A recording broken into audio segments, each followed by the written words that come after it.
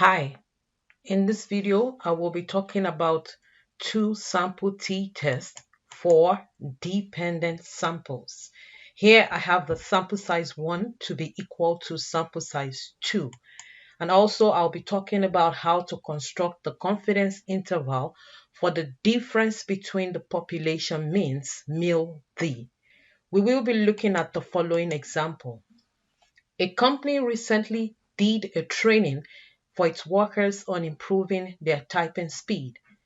A random sample of 12 workers was selected, and the time they spent typing a document in minutes were recorded before and after the training. Test the claim that the training improved the workers' typing speed. Use alpha to be equal to 0.05. Construct a 90% confidence interval for MIL-D. The data is provided in this table. We'll look at the claim in this question. The claim is the training improved the workers' typing speed.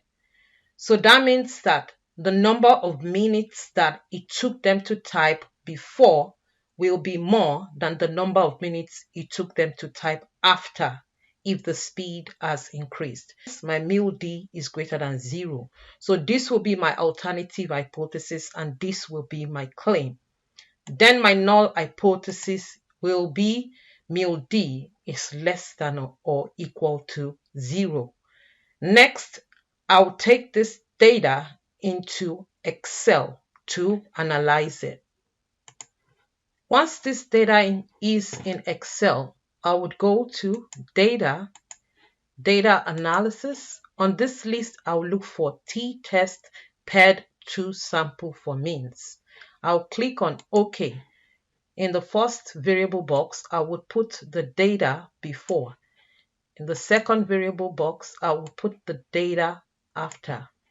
For the hypothesized mean difference, I'll put in 0. And for alpha, by default, 5% shows up. So I'll put 0.05, which is my alpha. And then I'll click OK. The result shows up in this table. I am performing a one-tailed, right-tailed test. So I'm going to be looking at the results that I'll be needing here. This will be my test statistic. This will be my p-value for the one-tailed test. And this will be my critical value on the right tail. Next, I will proceed to quickly show you how to compute these values manually. If I go back to my original data and I create a column and call it D, that will be the difference between the time before minus the time after. So in this column, I'm just going to type equal to before minus after. And then I'm going to drag this down and it provides me with the value for the rest of the table. So the formula we'll be using is given right here. The D bar, which is the average, MIL-D is 0 in this case based on our test. My SD again is the standard deviation here, and my N is 12. So once I put all these values into the equation, it gives me the test statistic, which is the same as what we obtained from the other output.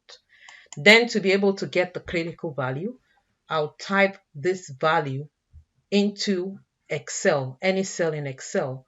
It returns a value of negative 1.80. But since it's a right tail test, the same area on the right tail, I will be taking the positive value.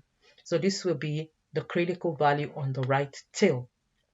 Now we can proceed to make our decision. Based on this, we'll see that the critical value is 1.80. The area on the right tail is alpha. It's a one-tail right-tailed test. And if we compare it to the test statistic, which is 1.2, the test statistic does not fall in the rejection region. So because of that, we'll say that the test statistic is less than the critical value. So as a result of that, we fail to reject the null hypothesis.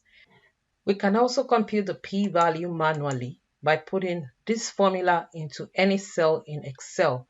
Keep in mind this is the test statistic. It's on the right tail, so we subtract the result from 1. We get 0.13, which is also greater than alpha. So the decision is the same. We fail to reject the null hypothesis. So as a result of that, we can conclude by saying that at 5% level of significance, we do not have sufficient evidence to support the claim, since the claim is the alternative hypothesis. Next, we compute the 90% confidence interval for μ_d. To be able to compute this, we use this formula. Now, from this formula, we're going to put in the values. We already found our D bar from before. We already know the critical value on one tail. My alpha in this case is 0.1. So alpha over 2 is 0.05. So that critical value is the same value we got earlier, which is 1.8. And then the standard deviation for D, we have also computed that to be 5.29. My N is 12. Again, you keep in mind this side right here is the margin of error. So once we compute that, we get D bar on this side and the margin of error on the other side. So to be able to get the upper confidence limit, we'll take D bar plus the margin of error. And for the lower confidence limit, we take D bar minus the margin of error. We can thus write our confidence interval in this way. We can therefore say we are 90% confident that the population mean difference, μ_d, will be between negative 0.92 and 4.58. Thanks for watching this video.